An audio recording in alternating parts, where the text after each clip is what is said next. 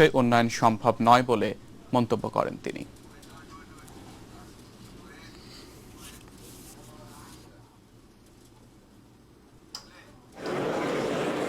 জার্মানির মিউনিখে হোটেল ব্যারিসাস হফে নিরাপত্তা সম্মেলনের সাইডলাইনে জার্মানির চ্যান্সেলর অ্যাঙ্গেলা মার্কেলের সঙ্গে এক মধ্যাহ্নভোজ সভায় যোগ দেন প্রধানমন্ত্রী শেখ হাসিনা।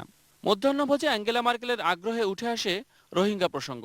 তখন প্রধানমন্ত্রী বলেন, মিয়ানমারের শরণার্থীদের পুনর্বাসনের বিষয়টি মানবিক দৃষ্টিকোণ থেকে দেখছে Bangladesh.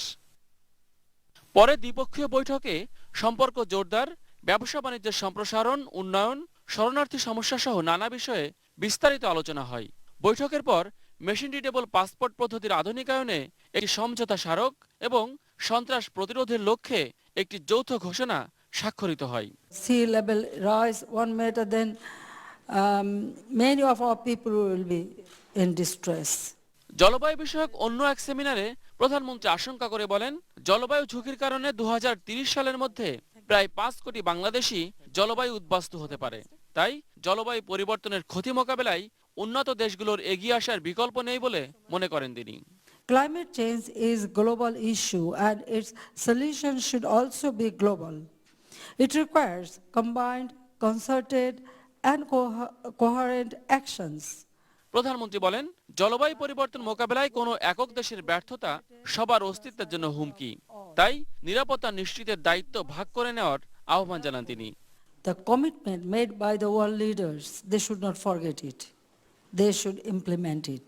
All the developed countries, those who are really responsible for emission, they should contribute. উন্নত রাষ্ট্রগুলো ক্ষতিগ্রস্ত দেশগুলোর জন্য জলবায়ু তহবিলের যে প্রতিশ্রুতি দিয়েছিল তার ভবিষ্যৎ নিয়েও প্রশ্ন তোলেন প্রধানমন্ত্রী। They don't stick to that. And we receive many commitments from many leaders or many international organizations. But জলবায়ুর বিরূপ প্রভাবে সবচেয়ে ক্ষতিগ্রস্ত দেশ হলেও বাংলাদেশ এই সমস্যা নিজেরাই মোকাবেলা করতে পারবে বলে জানান তিনি। মহসিন কবির, এটিএন নিউজ।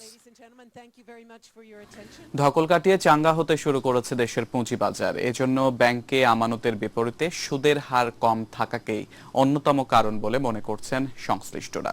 তাই ব্যাংকের চেয়ে কিছুটা লাভের আশায় বাজারমুখী হতে শুরু করেছেন সব শ্রেণীর বিনিয়োগকারী। ইসহাক নয়নের রিপোর্ট। একটি দেশের অর্থনীতির ভিত্তি নির্মাণ করে দিতে পারে একটি শক্তিশালী পুঁজিবাজার। আমাদের পার্শ্ববর্তী দেশ ভারতের অর্থনীতিতে সে দেশের পুঁজিবাজারের অবদান 70%, আর আমাদের মাত্র 19%। তবে 2010 সালে পুঁজিবাজারে বড় ধসের পর আস্থার সংকটে পড়ে দেশের পুঁজিবাজার।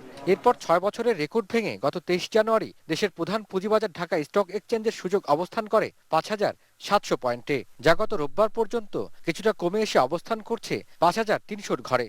তাই সংখ্যা থাকলেও কিছুটা বাড়তি লাভের আশায় অনেকেই ফিরছেন পুঁজিবাজারে। বাজার পজিটিভই দেখছি আমরা, কারণ অনেক বিনিয়োগকারী এখন আগ্রহ ফিরে পাচ্ছে মার্কেটের প্রতি। কিছুদিন উত্থানের পরে গত এক সপ্তাহ বাজার নিম্নমুখী হয়েছে, এইটাও আমরা আপাতত স্বাভাবিকই মনে করি। 5,000 ক্রস করলো, আমরা সবাই আনন্দিত এবং খুবভাবে এনজয় করছি। বিনিয়োগকারীদের আস্থা কিছুটা ফিরে আসায় বাড়ছে নতুন বিনিয়োগকারীর সংখ্যা। গত 3 মাসে যুক্ত হয়েছে প্রায় 2,50,000 নতুন বিনিয়োগকারী। যখন এই ট্রানজ্যাকশন বৃদ্ধি পায়, বিনিয়োগকারীরা ব্রোকারেজ হাউসগুলোতে এন্ট্রি দেয়, তখন ব্রোকারেজ হাউসগুলোকে নতুন মাত্রা প্রাণের সঞ্চার হয়, তাদের অ্যাক্টিভিটিস বেড়ে যায় এবং আমরা সবাই বিনিয়োগকারীরা যেমন একটা স্বস্তির মধ্যে আছে, আমরাও একটা আর্নিং এবং ব্রোকারেজ নিয়ে একটা পজিটিভ ট্রেন্ডের মধ্যেই আছে। সঞ্চয়পত্র ব্যাংক আমানতের সুদের হার ব্যাপক হারে কমানো, অল্প দামে ব্যাংকের শেয়ার কেনার সুযোগ, এছাড়া দেশি ক্ষুদ্র ও প্রাতিষ্ঠানিক এবং বিদেশি বিনিয়োগকারীদের অংশগ্রহণই পুঁজিবাজারের প্রাণ সঞ্চারের কারণ বলে মনে করছেন সংশ্লিষ্টরা। আমাদের অর্থনীতিতে সুদের হার 4-5% নেমে গেছে, এটা একটা বিশাল কারণ পুঁজিবাজারের সাম্প্রতিক রেজের।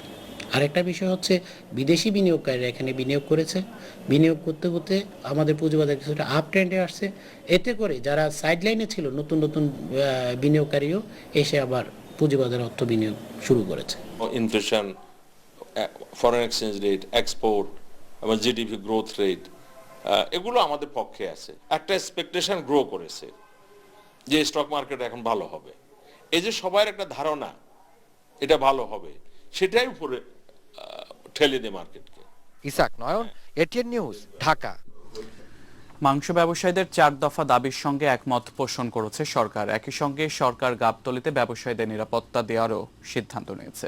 সরকারের ধর্মঘট প্রত্যাহারের সিদ্ধান্ত নিয়েছেন মাংস ব্যবসায়ীরা। সকালে বাণিজ্য মন্ত্রণালয়ের অতিরিক্ত সচিব মুন্সি শফিল হকের সঙ্গে বৈঠকে বসে মাংস ব্যবসায়ী সমিতির নেতারা। বৈঠকে মাংস ব্যবসায়ীরা জানান, হুন্ডি ব্যবসায়ী, চাঁদাবাজ ও ইজারাদারদের কারণে দিনের পর দিন তারা চরম ভোগান্তি পোহাচ্ছেন। গাবতলী হাটে শৃঙ্খলা ফেরানো এবং সীমান্ত থেকে গাবতলী পর্যন্ত চাঁদাবাজি বন্ধ করা সহ তাদের দাবি দাওয়া মেনে নেওয়ার প্রতিশ্রুতি দেন সচিব। এর প্রেক্ষিতে টানা 6 দিনের ধর্মঘট প্রত্যাহার করার ঘোষণা দেন ব্যবসায়ীরা। আজ গাবতলী পশুর হাটে সংবাদ সম্মেলন করে বিস্তারিত জানাবেন মাংস ব্যবসায়ীরা। 5টায় আমরা সাংবাদিক সম্মেলন করব গাবতলী গরুর হাটে। এই মুহূর্তে আমরা আতঙ্কিত। গাবতলী গরুর হাটের গুন্ডা বাহিনী তারা প্রস্তুতি নিচ্ছে আমাদের সাংবাদিক সম্মেলনকে বানচাল করার জন্য। যদি কোনো অপ্রীতিকর ঘটনা গাবতলী গরুর হাটে ঘটে, সেক্ষেত্রে আমরা সমিতির সাথে বসে পরবর্তী কর্মসূচি ঘোষণা করব বেলা 5টায়।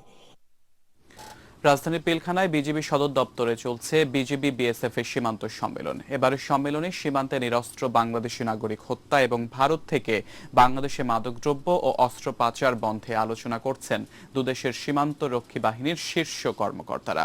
মহাপরিচালক পর্যায়ের এ বৈঠকে বাংলাদেশের পক্ষে 28 সদস্যের প্রতিনিধি দলের নেতৃত্ব দিচ্ছেন বিজিবি মহাপরিচালক মেজর জেনারেল আবুল হোসেন, আর ভারতের 19 সদস্যের প্রতিনিধি দলের নেতৃত্ব দিচ্ছেন বর্ডার সিকিউরিটি ফোর্স বিএসএফ এর মহাপরিচালক শ্রী কে কে শর্মা। আন্তর্জাতিক সীমান্তের 150 গজের মধ্যে উন্নয়নমূলক নির্মাণ এবং দুদেশের সীমান্তে নদীর তীর সংরক্ষণে সহায়তা সহ আরো কিছু বিষয় আলোচনা করবেন তাঁরা। বিএসএফ এর প্রতিনিধি দল ঢাকা ছাড়বে আগামী বুধবার। 21 ফেব্রুয়ারি আন্তর্জাতিক মাতৃভাষা দিবসে কেন্দ্রের শহীদ মিনারে থাকছে 4 স্তরের নিরাপত্তা ব্যবস্থা। সকালে গণমাধ্যমকে একথা জানিয়েছেন ঢাকা মহানগর কমিশনার আসাদুজ্জামান মিয়া। ডিএমপি কমিশনার জানান, শহীদ মিনারের বেদি থেকে শুরু করে দোয়েল চত্বর, শাহবাগ, নীলক্ষেত, পলাশী, বকশীবাজার পর্যন্ত নিরাপত্তার আয়োজন থাকবে। পোশাকধারী ও সাদা পোশাকে মোট 8000 পুলিশ সদস্য সার্বক্ষণিক দায়িত্ব পালন করবেন। ডিএমপি কমিশনার আরও জানান, বিগত বছরগুলোতে শহীদ মিনারের যেসব স্থানে বিশৃঙ্খলা দেখা দিয়েছিল সেসব স্থানে বাড়তি নিরাপত্তা নেওয়া হয়েছে। এছাড়া 20 ফেব্রুয়ারি রাত 8টা থেকে 21 ফেব্রুয়ারি দুপুর 2টা পর্যন্ত শহীদ মিনার অভিমুখে সকল সড়কে যান চলাচল বন্ধ থাকবে।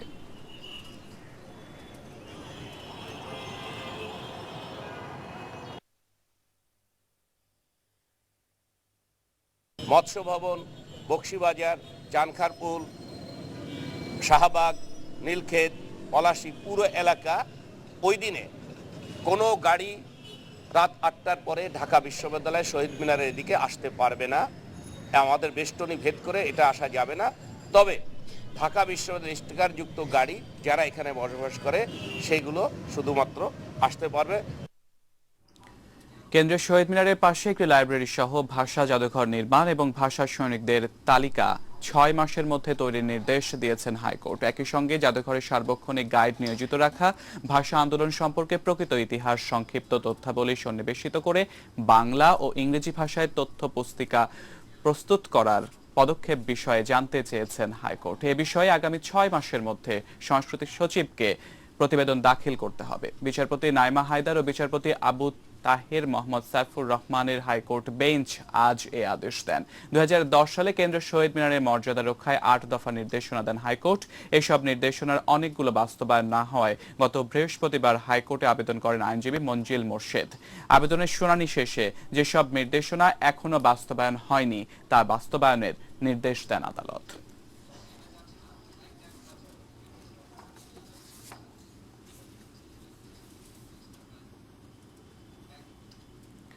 সাহসী, মানবিক এবং নেতৃত্বের জন্যই শিক্ষা, জ্ঞান ও প্রজ্ঞা।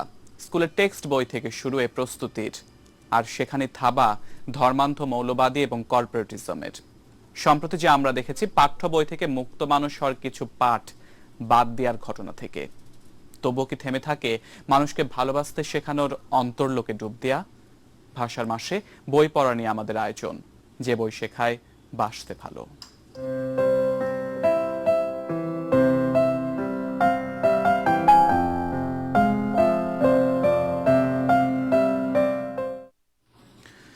যে বই শেখায় বাসতে ভালোতে আজ থাকছে অকাল প্রয়াত কথা সাহিত্যিক শহীদুল জহিরের উপন্যাস জীবন ও রাজনৈতিক বাস্তবতা এবং হরিশঙ্কর জলদাসের সাগর কেন্দ্রিক উপন্যাস জলপুত্র নিয়ে আমিনুল ইসলামের রিপোর্ট।